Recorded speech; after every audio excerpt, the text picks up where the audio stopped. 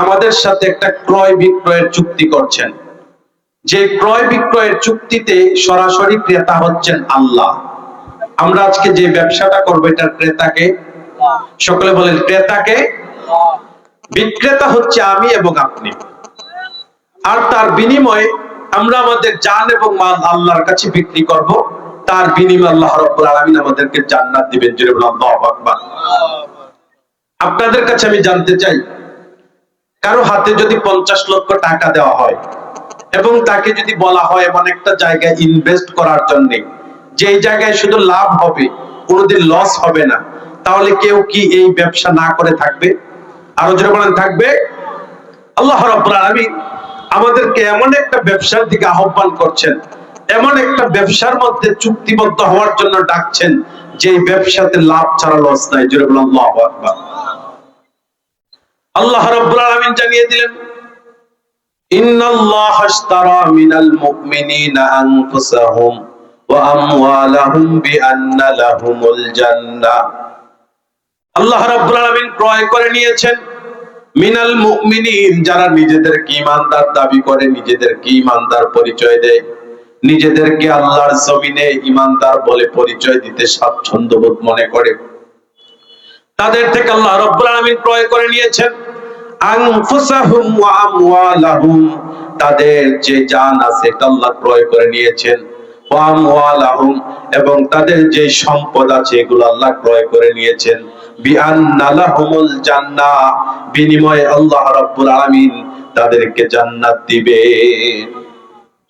তাহলে আল্লাহ রাব্বুল আলামিন ঈমানদারগণ থেকে ক্রয় করে নিচ্ছেন তাদের জান এবং মাল।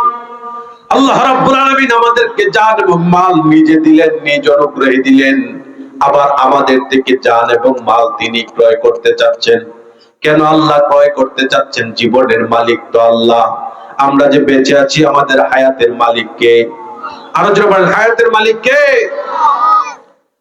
আল্লাহ রাব্বুল আলামিন আমাদেরকে জীবন দিলেন, রিজিক দেওয়ার মাধ্যমে আমাদেরকে বড় করছেন, লালন পালন করছেন, এত নিয়ামত রাজির মধ্যে আমাদেরকে ডুবিয়ে রাখছেন, তারপর আমাদের থেকে কেন জান এবং মাল ক্রয় করছেন? আল্লাহ রাব্বুল আলামিন এজন্যই আমাদের থেকে জান এবং মাল ক্রয় করছেন। আল্লাহ যদিও আমাদেরকে দুনিয়াতে তার গোলামি করার জন্য প্রেরণ করেছেন, তার দাসত্ব করার জন্য প্রেরণ করেছেন, জমিনের মধ্যে মানব জাতি আসার পর তারা রবকে ভুলে যায়, রবের অবাধ্যতার মধ্যে শামিল হয়ে যায়, রবের অবাধ্যতার পথ বেছে নেয়। তারা রূহের জগৎ আল্লাহ রাব্বুল আলামিনকে রব বলে স্বীকৃতি দিয়েছিল, কিন্তু জমিন আসার পর এমন অসংখ্য আল্লাহর গোলাম আছে যারা আল্লাহকে রব বলে পরিচয় দেয় না। জোরে বলেন ঠিক কিনা? যারা রবকে রব বলে পরিচয় দেয় না, রবের আইন মানে না, রবের বিধান মানে না, রবের জমিনে রবের বিধান প্রতিষ্ঠা হোক এমন চায় না, এমন কুলাঙ্গার ডাকাত আল্লাহর বান্দা আছে না নেই? আরো জোরে বলেন, আছে না নেই? এই অবাধ্যতার মধ্যে যারা আল্লাহর জন্য নিজেদেরকে সঁপে দিবে, আল্লাহর জন্য যারা নিজেদেরকে বিলীন করে দিবে, আল্লাহর জন্য যারা নিজেদেরকে কুরবানি করে দিবেন, তাদের থেকে আল্লাহ রাব্বুল আলামিন ক্রয় করছেন। ক্রেতা স্বয়ং আল্লাহ। ক্রেতাকে? আরো যারা বলেন ক্রেতাকে? বিক্রেতা হচ্ছে ঈমানদার রব। আল্লাহ রাব্বুল আলামিন যে মূল্যটা দিবেন সেই মূল্যটা হচ্ছে জান্নাত। আর আমরা যা বিক্রি করবো এটা হচ্ছে আমাদের জীবন, জান এবং মাল। এখন আমরা যে আমাদের জান এবং মাল বিক্রি করবো, আল্লাহর সাথে চুক্তিবদ্ধ হলাম। এখন আমরা আমাদের পণ্য, জান এবং মাল বিক্রি করার জন্য একটা বাজারের দরকার আছে না নেই? বলে, একটা পণ্য বিক্রি করতে হলে 4টা জিনিস মাস্ট বি লাগবে। প্রথমত ক্রেতা লাগবে, 2 নম্বর বিক্রেতা লাগবে, 3 নম্বর পণ্য লাগবে, 4 নম্বর তার একটা নির্দিষ্ট মূল্য লাগবে। 4টা যখন সব কমপ্লিট হয়ে গেল, এখন আমাদের জন্য একটা বাজারের দরকার আছে, যে বাজারে কি আমরা আমাদের জান এবং মাল বিক্রি করব। আল্লাহ রাব্বুল আলামিন এখন বাজারের সন্ধান দিচ্ছেন, যে বাজারে গিয়ে আমরা আমাদের জান এবং মাল আল্লাহর কাছে বিক্রি করে দিব জান্নাতের বিনিময়ে। ওই বাজারের সন্ধান দিচ্ছেন আল্লাহ। আল্লাহ রাব্বুল আলামিন বলেন, ইউকাতিলুনা ফি সাবিলিল্লাহ। বাজারের সন্ধান হচ্ছে তারা আল্লাহর রাস্তায় যুদ্ধ করবে, জিহাদ করবে। ফায়াকতুলুনা ওয়া ইউকতালুন, সেখানে যাওয়ার পর তারা শুধুমাত্র নিজেদের গর্দান দিয়ে দিবে এমনটা না, তারা জিহাদের ময়দানে যাবে, যাওয়ার পর কত কাফেরকে হত্যা করবে এবং নিজেরাও তাদের জান এবং মাল আল্লাহর প্রতি বিলীন করে দিবে। জোরে বলেন সুবহানাল্লাহ। তাহলে আল্লাহর সাথে আমরা ক্রয় বিক্রয় করলাম, আল্লাহ রাব্বুল আলামিন ক্রেতা হিসাবে আমাদের কাছ থেকে ক্রয় করে নিচ্ছেন আমাদের জান এবং মাল, বিনিময়ে দিবেন জান্নাত। এখন আল্লাহ রাব্বুল আলামিন বাজারের সন্ধান দিচ্ছেন। বাজার কি? বাজার হচ্ছে জিহাদের ময়দান। সেখানে যেতে হবে, জান এবং মাল দিতে হবে, তার বিনিময়ে আল্লাহ রাব্বুল আলামিন জান্নাত দিবেন। জোরে বলেন আল্লাহু আকবার। আমার ভাইরা, একজন ঈমানদার মাত্র তার জীবনের যে আল্লাহ রাব্বুল আলামিন যত নিয়ামত রাজি তাকে দিচ্ছেন, এই নিয়ামত রাজি আল্লাহ আমাদেরকে ফ্রিতে দিচ্ছেন, কোনো বিনিময় চাচ্ছেন না। বিনিময় আল্লাহ রাব্বুল আলামিন শুধু বান্দার কৃতজ্ঞতা চাচ্ছেন। আল্লাহ রাব্বুল আলামিন তার অপার করুণায় নিয়ামতে আল্লাহর অনুগ্রহের মাধ্যমে আমাদেরকে জীবন দিলেন। জীবন দেওয়ার পরে জীবনটাকে আমি কিভাবে কাজে লাগাবো? আমার জীবনটাকে আল্লাহর জন্য কাজে লাগাবো নাকি তাগুতের জন্য কাজে লাগাবো? আল্লাহ রাব্বুল আলামিনের পথে যদি এটাকে কাজে লাগাতে পারি, আল্লাহ রাব্বুল আলামিনের জন্য যদি আমি আমার জীবনটাকে উৎসর্গ করতে পারি, তাহলে আল্লাহ রাব্বুল আলামিন প্রতিশ্রুতি দিচ্ছেন আমাদের জন্য আল্লাহ রাব্বুল আলামিন জান্নাত তৈরি করে রেখেছেন। জোরে বলেন সুবহানাল্লাহ। একজন ঈমানদার সে তার নিজের জীবনের প্রতি কখনো অতটা মায়া থাকে না। সে মনে করে আমার জীবন, আমার মরণ, আমার জীবনে যা কিছু আছে, আমার জীবনের যত অর্জন আছে সবগুলো একজনের জন্য। তিনি কে? আরো জোরে বলতে হবে, তিনি কে? আল্লাহ রাব্বুল আলামিন বলেন, কুল ইন্না সালাতি ওয়া নুসুকি ওয়া মাহইয়ায়া ওয়া মামাতি লিল্লাহি রাব্বিল আলামিন। জোরে বলেন আল্লাহু আকবার। হে রাসূল, আপনি বলেন ইন্না সালাতি, আমার সালাত অর্থাৎ আমার যত ইবাদত আছে সবগুলো একজনের জন্য। তিনি কে? আরো জোরে বলেন, তিনি কে? কুল ইন্না সালাতি ওয়া নুসুকি, দুই নম্বর আমার জীবনের যত কুরবানি আছে। এই যে দীর্ঘ সময় ধরে আমরা সঠিকভাবে কোরআনের মাহফিল গুলো করতে পারতাম না, সঠিকভাবে কোরআনের তাফসীর গুলো করতে পারতাম না, কোরআনের হক কথাগুলো বলতে পারতাম না। আমাদেরকে কোরআনের সত্য কথা বলার কারণে অনেক মিথ্যা হামলা করেছে, অনেক মিথ্যা মামলা দিয়েছে, অসংখ্য উলামায়ে কেরামদেরকে বিনা অপরাধে জেলের মধ্যে বন্দী করেছে। ঠিক কিনা বলেন? এই যে কোরআনের কথা বলার কারণে বাড়িতে থাকতে দেওয়া হতো না, এলাকায় থাকতে দেওয়া হতো না, অনেককে আবার রাষ্ট্রের মধ্যে থাকতে দেওয়া হতো না, অনেককে আবার অন্যায়ভাবে জেলের মধ্যে বন্দী করা হতো। দিনের পর দিন জেলের মধ্যে তাদের উপর অত্যাচার এবং নির্যাতন করেছে। এই যে আমাদের জীবনের এই কুরবানিগুলো, এটা দুনিয়ার কোন স্বার্থের জন্য নয়। হক্কানি উলামায়ে কেরাম ইচ্ছা করলে রাম এবং বামদের মতো জালেম শাসকের সাথে আতাত করে চলতে পারত, আরাম আয়েশের জীবন তারাও খুঁজে নিতে পারত, কিন্তু তারা শুধু রবের জন্য কুরবানি করেছেন। আর আমাদের জীবনের প্রত্যেকটা কুরবানি শুধু তার জন্য। জোরে বলেন ঠিক কিনা? ইন্না সালাতি ওয়া নুসুকি, আমার জীবনের যত কুরবানি আছে সবগুলো একজনের জন্য। তিনি কে? ওয়া মাহইয়ায়া, বেঁচে থাকলে বীর পুরুষের মতো বাঁচতে হবে, বেঁচে থাকলে রবের জন্য বাঁচতে হবে। কোন তাগুতের কাছে আতাত করে তার সাথে সমঝোতা করে একজন ঈমানদার বাঁচতে পারে না।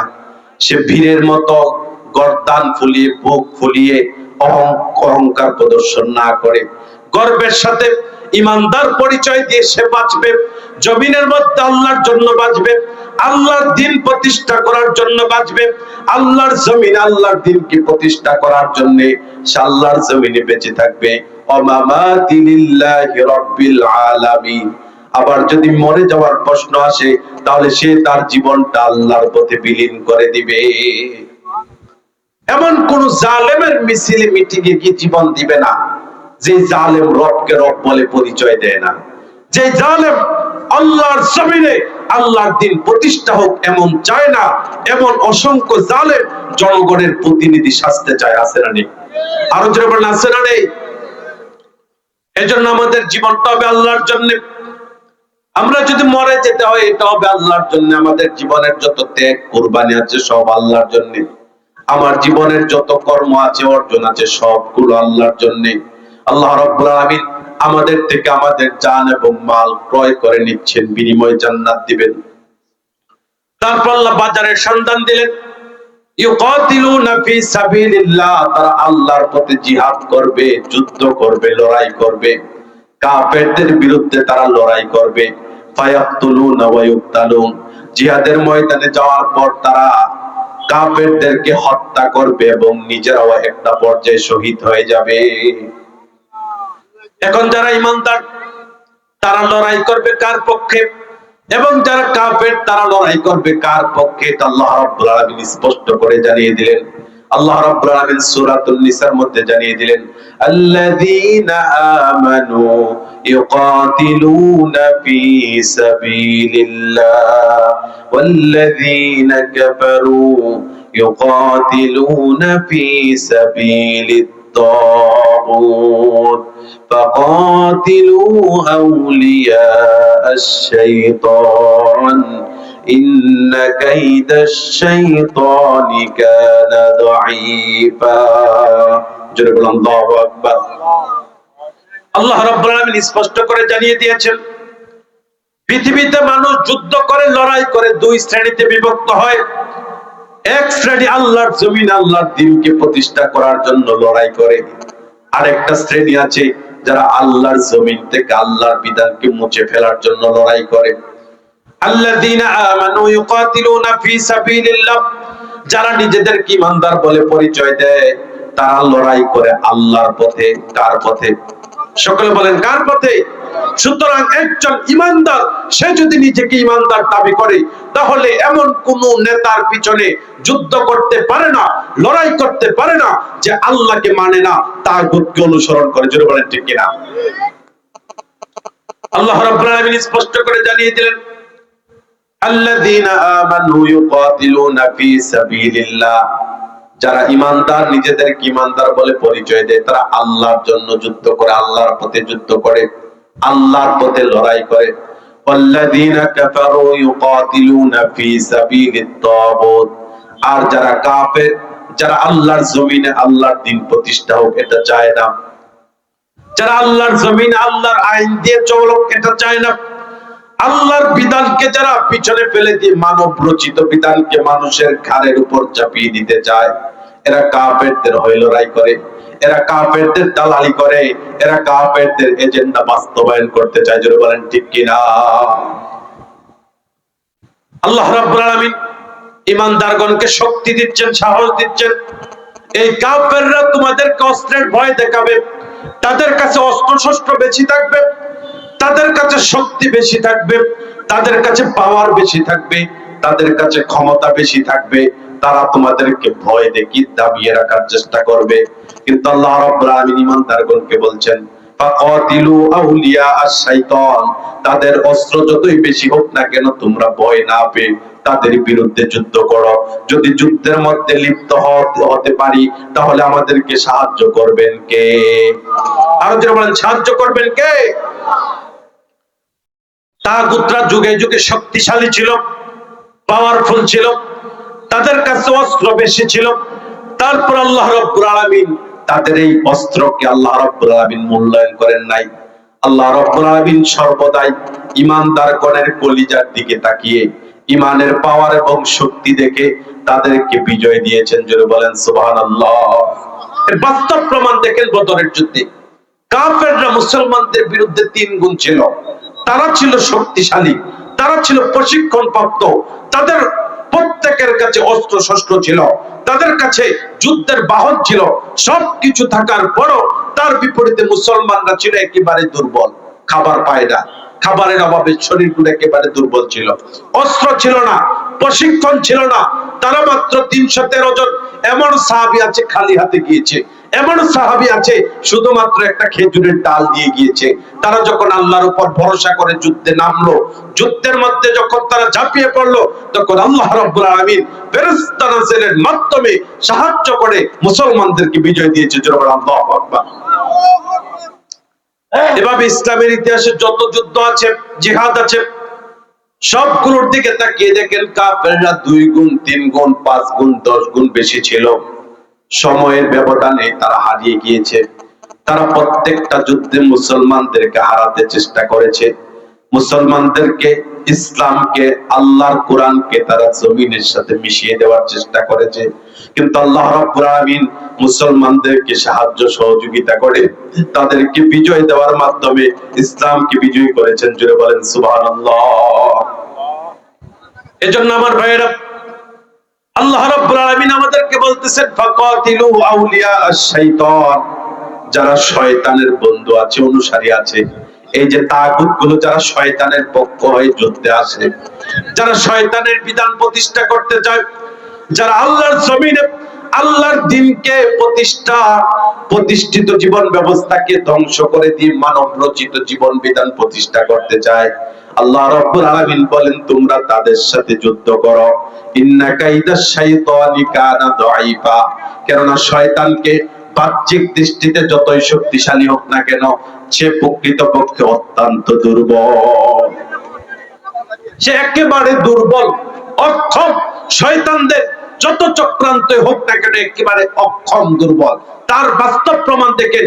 এই যে আমেরিকা ইসরায়েলকে এত অস্ত্র দিয়েছে, এত অর্থ দিয়েছে, এত সাহায্য করেছে, ইসরায়েল যেন ফিলিস্তিনকে মাটির সাথে গুঁড়িয়ে দিতে পারে, মাটির সাথে মিশিয়ে দিতে পারে, তার জন্য ইসরায়েলকে সরাসরি আমেরিকা সাহায্য করেছে।